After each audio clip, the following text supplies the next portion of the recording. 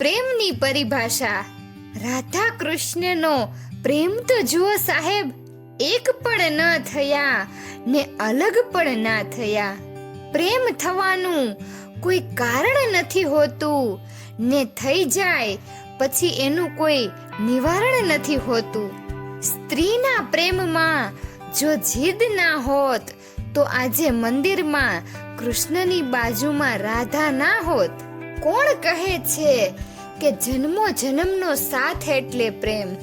હું કહું છું કે એક પળનો સાથ ને જન્મો જન્મનો અહેસાસ એટલે પ્રેમ. બે જણ એકબીજાને ગમે તે લાગણી, બે જણને એકબીજા વગર ના ગમે તે પ્રેમ. પામવું ક્યાં જરૂરી છે?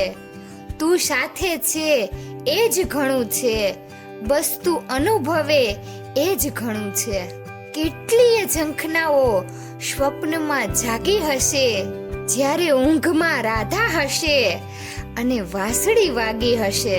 કૃષ્ણ છે એટલે જ જીવન લીલામાં શ્વાસની છે આવન જાવન. આ ખોડિયું ગોકુળિયું ને હૃદય જ વૃંદાવન. વિજોગણ થઈને રાધા જેને શોધી ના શકી વનમાં, મસ્ત બનીને મીરાએ શોધી લીધો એને મનમાં. આ પ્રેમ અઘરો ખેલ છે, કોણ એમાં ફાવી ગયા? મારી તમારી વાત મૂકો, શ્રી કૃષ્ણ પણ હારી ગયા.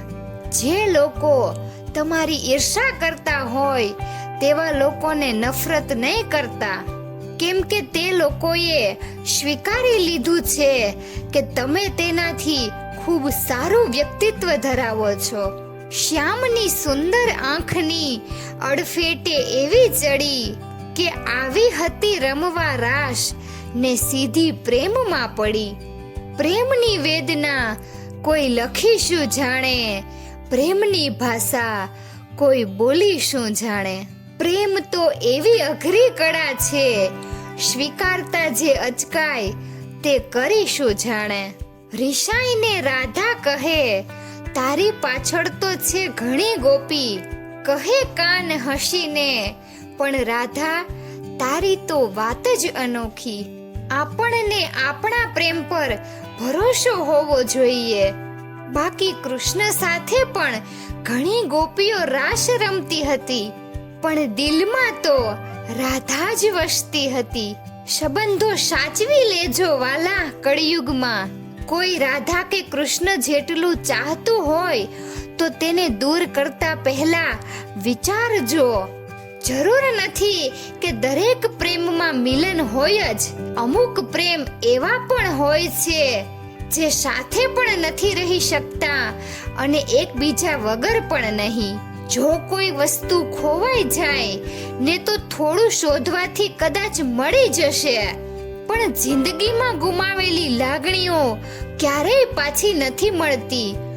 દુઃખ અને વેદનાના કાંટા જ્યારે પગમાં વાગે છે અને તમે એ પીડાને હસતા મુખે સ્વીકારો છો ને, ત્યારે સમજાશે કે સ્વયં કૃષ્ણને કૃષ્ણ બનવા કેટલો સંઘર્ષ કરવો પડ્યો હશે. જગ શું જાણે રાધાએ શું શું ખોયું હશે. છાના ખૂણે કદાચ કાનાનું હૃદય પણ રોયું હશે. મિત્રો, પ્રેમની સાચી પરિભાષા શું હોઈ શકે? એ તો રાધા કૃષ્ણ સિવાય તો લગભગ કોઈ જ જાણી શક્યું નહીં હોય.